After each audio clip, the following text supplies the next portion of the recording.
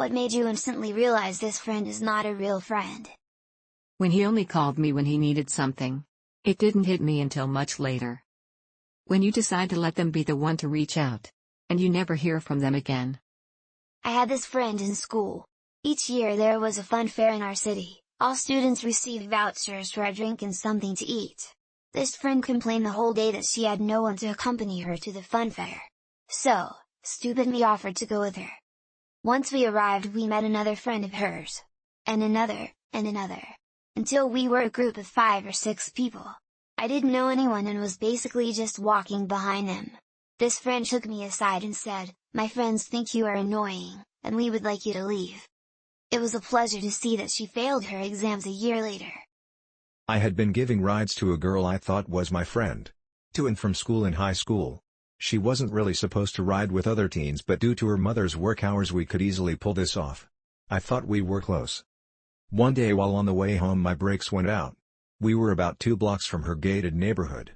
I managed to roll in safely and parked at her house to call a tow truck. She flipped.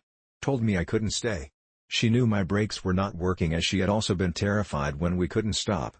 She said she wanted to go to a movie that weekend with other friends and her mom would ground her if she saw me at the house. I offered to lie and say I only stopped there as my car malfunctioned on my way home.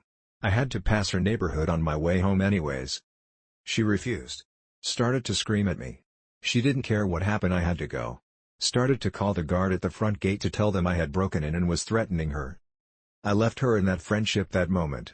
I managed to roll my car slowly to a mechanic not too far away, but never forgot the shit feeling of knowing I could have been seriously hurt and she wouldn't have cared.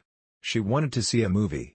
She had the nerve to sheepishly call and ask me a couple days later if I could give her a ride to school. Told her I was too busy and no longer had time.